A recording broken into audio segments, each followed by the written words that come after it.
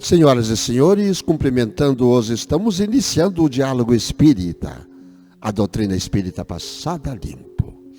Vamos fazer nesse momento, eu convido a todos para que junto comigo façamos uma pequena prece, um prelúdio do trabalho, do dia, da noite, para que possamos iniciarmos bem o dia, a noite, o trabalho, para que Deus nos ampare. Pedimos a intercessão dele para junto conosco, para que nos dê forças, muitas forças, para não desviar do caminho, do carreiro que foi escolhido e que nós escolhemos quando viemos aqui para a terra, quando escolhemos as provas, quando escolhemos as expiações para passarmos aqui.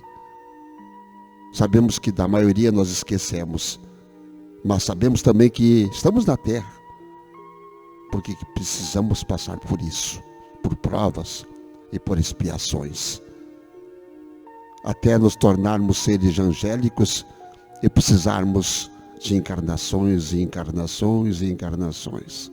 Nos ajuda, Pai. Nos perdoa, Pai, das nossas falhas, dos nossos percalços, dos nossos descaminhos. Nos ajuda a crescer, nos ajuda mais a sorrir, nos ajuda mais a ser bons. Obrigado por tudo, muito obrigado. O trabalho que faremos hoje é provas de fogo. Provas de fogo está em Paulo 1 Coríntios, capítulo 3, versículo 13.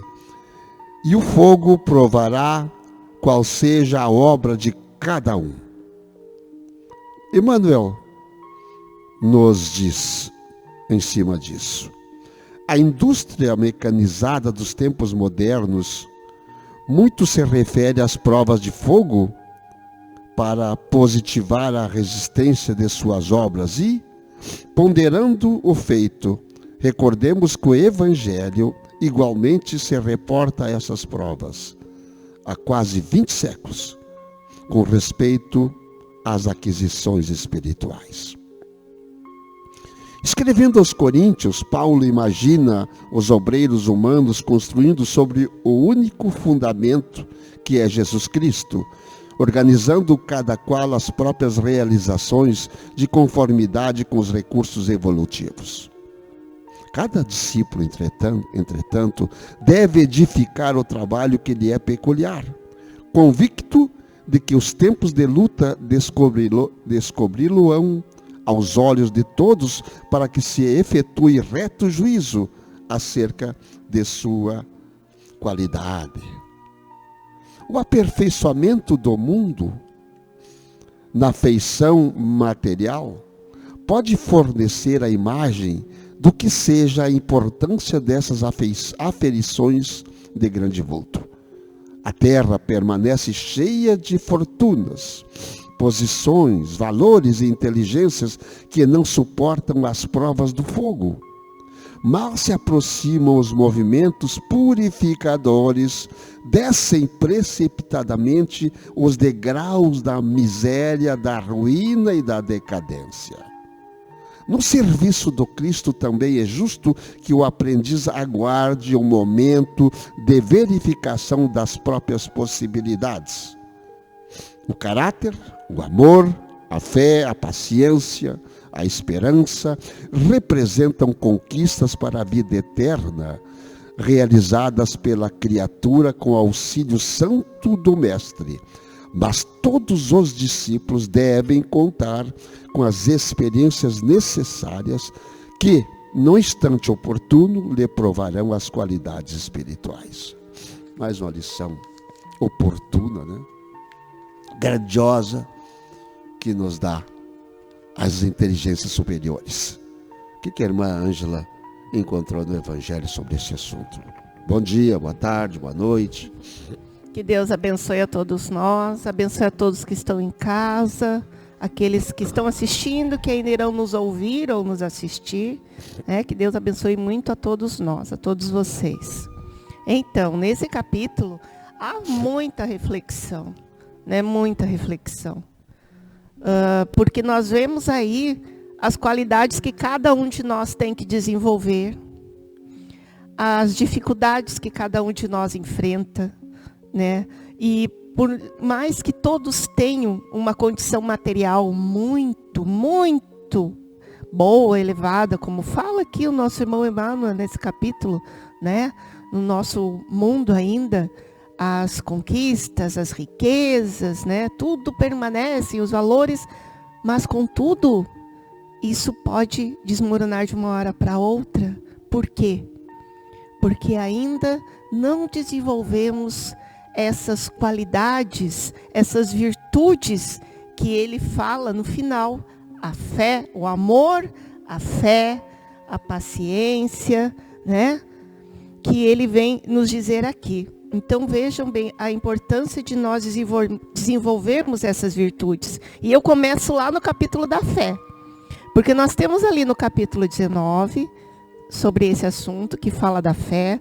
Nós temos também no capítulo 9, no nosso evangelho, né, lá no capítulo Bem-aventurados os que são mansos e pacíficos, que fala da paciência, né, da obediência, da benevolência, né, de todas essas virtudes que nós temos que ter para poder vencer, né, vencer e poder, não somente vencer, poder passar por cada obstáculo, por cada prova de fogo que nos é colocado no nosso dia a dia.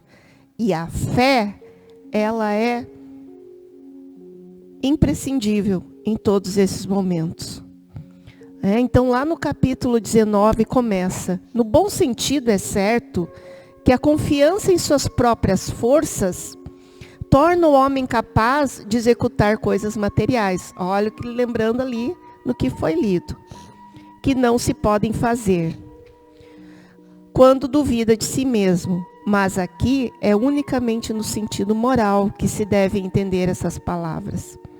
As montanhas que a fé transporta são as dificuldades, as resistências em uma palavra, a má vontade que se encontra entre os homens, mesmo quando se trata de melhores coisas, os preconceitos da rotina, o interesse material, o egoísmo, a cegueira do fanatismo, as paixões orgulhosas, são outras montanhas que barram o caminho de qualquer pessoa que trabalhe pelo progresso da humanidade.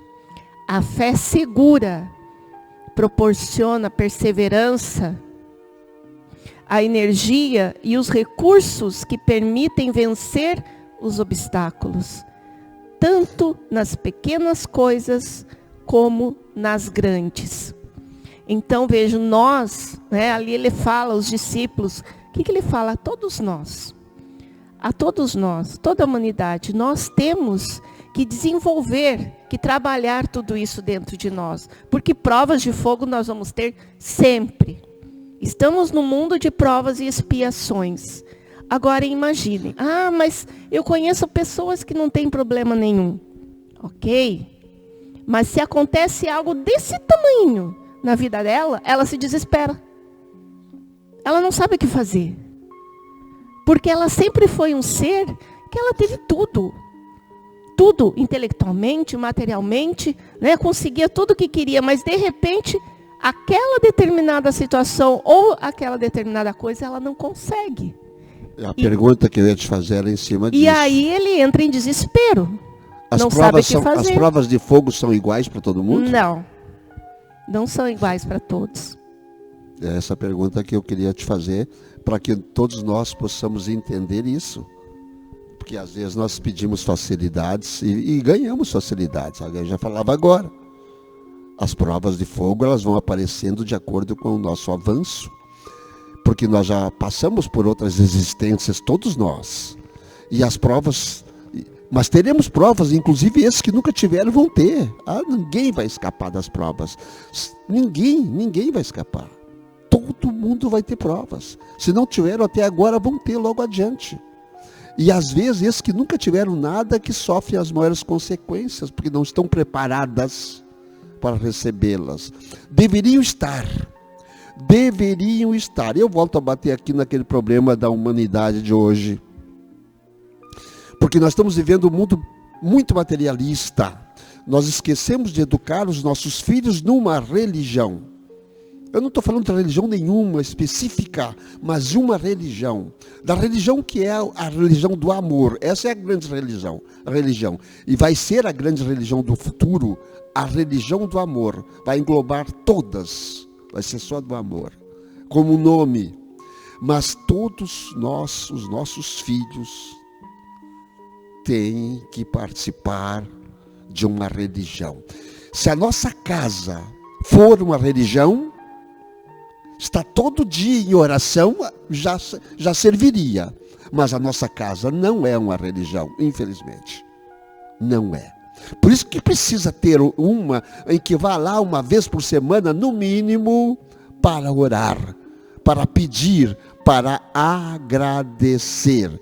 Porque nós vamos ter provas todo santo dia.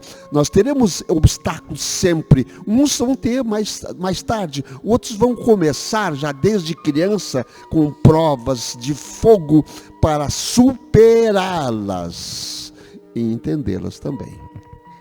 E essa questão de família, ela é muito importante e ampla também, complexa, né?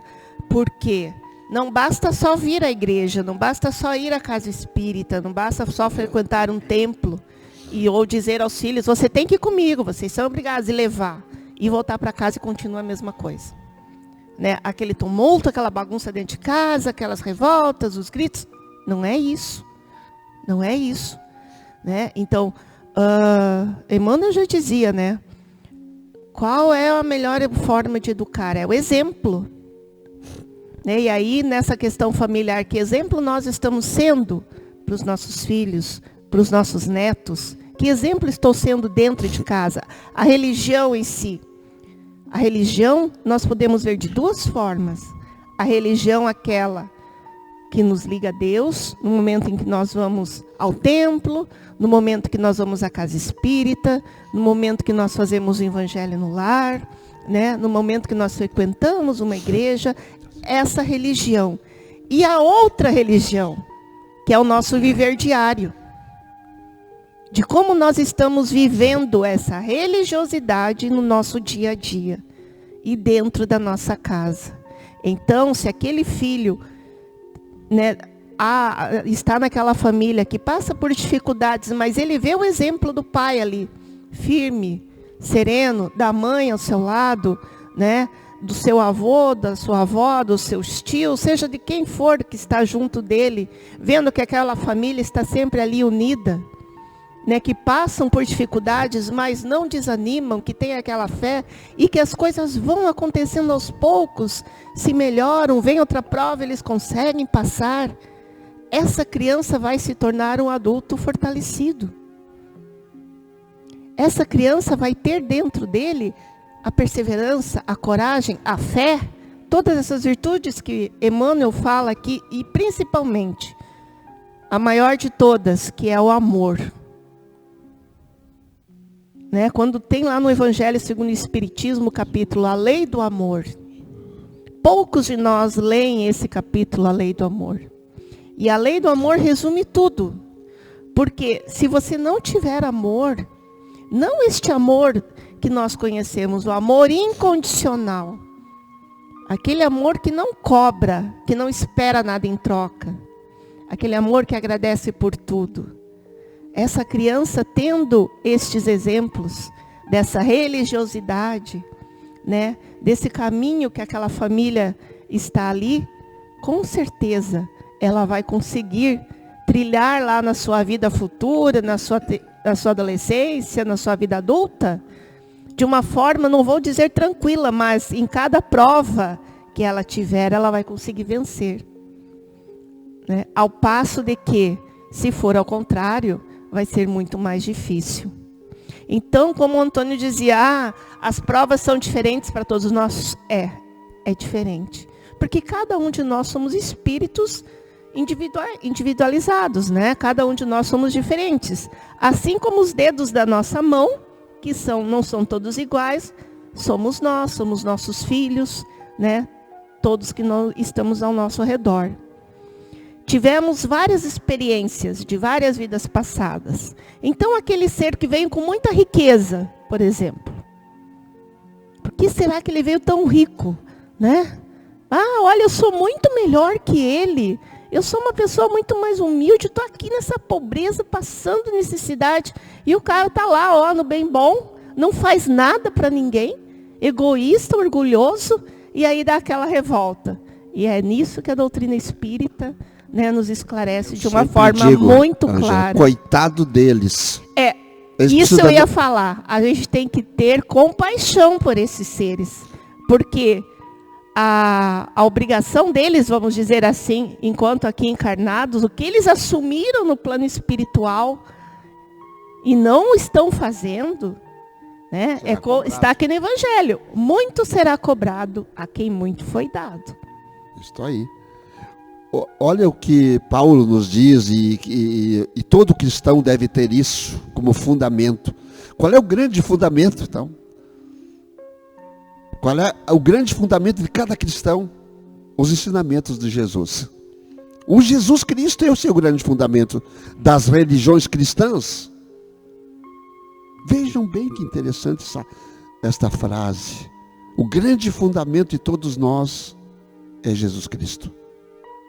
Então a gente vai bater naquela velha tecla.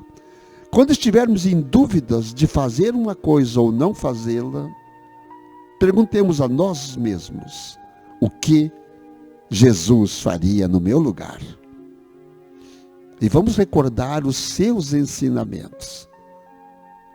O que ele fez de toda a sua pequena peregrinação aqui na terra, e que dividiu até o tempo em 2 tempos, antes e depois dele. O que ele fez? Ele só disse para nós que deveríamos amar-nos uns aos outros, como Deus nos ama. Meus discípulos serão reconhecidos pelo amor que eles tiverem. Vejam, ensinamentos sensacionais, e que nós esquecemos. Nós esquecemos. E como é esse amar uns aos outros, né? Como que Deus nos ama? Já paramos para pensar nisso? Ele fica nos julgando o tempo todo? Nos criticando o tempo todo? Não. Amar, como eu disse antes, amar-nos uns aos outros de maneira incondicional. Amar aquele que está ao nosso lado sem julgamento. Ângela, e tem mais aí. Cada um de nós é peculiar, tu falaste antes muito bem. E cada um de nós tem uma prova ou uma missão para cumprir, diferente. E ela precisa edificar esta missão. Mas o outro lá faz grandes coisas. Eu quero... Não, a tua é outra. A tua é trabalhar com aquele teu povo ali que está ali do teu lado. A do outro é trabalhar com o Estado, com o país. A do outro é trabalhar com o bairro. O outro é trabalhar numa igreja. E assim vai. Cada um é peculiar e edifica isso. Faz um templo disso. Todos nós temos as nossas provas, né? Aquela família que está passando um momento de doença, aquele filho que vem para ti, às vezes com defeitos físicos, um momento que você tem que passar, né? E nós conhecemos milhares de pessoas, inclusive a nossa família, né, que ficaram anos se dedicando a uma pessoa ali, mesmo sabendo que aquele ser não seria, digamos assim, totalmente saudável, né, como uma pessoa normal, mas se dedicou com muito amor. A vida toda, com muito carinho. Essa pessoa fez um templo sobre si mesma. Fez um templo sobre si mesma. Né? E assim nós temos que fazer também. E aqui no Evangelho é muito claro isso que diz aqui no capítulo 9, lá no item que fala sobre a paciência. A vida é difícil, eu sei. ela se compõe de 1000 insignificâncias que são como picadas de alfinetes que acabam nos ferindo. É preciso, no entanto, olhar os deveres que nos são impostos e, por outro lado, as compensações e consolações que recebemos. Então, constataremos que as bênçãos são muito mais numerosas do que as dores. O fardo que carregamos parece menos pesado quando olhamos para o alto do que quando curvamos a cabeça para a terra. E aí o Espírito que deu essa mensagem diz: coragem, meus amigos. O Cristo, o Antônio já dizia, Jesus é o nosso modelo. Ele sofreu mais que qualquer um de nós e nada fez que pudesse ser reprovado. Enquanto que tendes que expiar, enquanto que cada um de nós temos que expiar o nosso passado e nos fortificar para o futuro. Portanto, sede pacientes, sede cristãos. Essa palavra resume tudo. Paciência. Né? Como Antônio disse, vamos ser cristãos. Isso vale para todos nós. Isso vale para todos nós. Viemos na terra para provas e expiações. E também, eu tenho a coragem de dizer, para cumprir com certas missões. E às vezes grandes missões. Provas, expiações, eu diria agora, e missões. Sim, não tenho medo, não tenho mais medo de dizer isso. Talvez a minha prova seja aquela missão que eu não estou aceitando. Então tem mães que vêm com grandes missões aqui na terra, além da prova e da expiação, com missão da educação e do amor aos seus filhos. Isso é incondicional. Às vezes filhos com graves problemas, mas não escolhe qualquer mãe, não. E a mãe também escolheu desta forma. Pensem nisso. Nossa irmã já pode encerrar o trabalho de hoje? Então vamos ficar com essa reflexão, que possamos durante a semana, né, refletir com calma, olhando ali a nossa família, as pessoas que estão ao nosso redor, como nós estamos agindo, como estamos agindo conosco mesmo, né? Porque tudo isso acaba fazendo mal a nós. Somos nós que sofremos, né? Fazemos o próximo sofrer e sofremos junto. Então vamos começar a refletir e realmente nos permitir que Jesus realmente penetre dentro de nós com aqueles seus sentimentos de amor, de bondade, de benevolência, de indulgência e de perdão. Então, neste momento, agradecendo sempre agradecendo a Deus, nosso Pai Criador, por tudo que temos e que somos, a esse grande universo que fazemos parte, a todos esses irmãos espirituais, irmãos de outros orbes, que nos observam, que nos auxiliam com suas energias de luz. Gratidão ao nosso anjo da guarda, este ser que nunca desiste de nós, sempre ao nosso lado, procurando nos dar boas intuições, boas ideias. Sejamos mais receptíveis a Ele. Que possamos acalmar a nossa mente para que Ele possa, então, nos intuir. Gratidão pela nossa vida, por essa oportunidade que temos nessa encarnação de poder melhorar, evoluir, nos tornarmos seres melhores.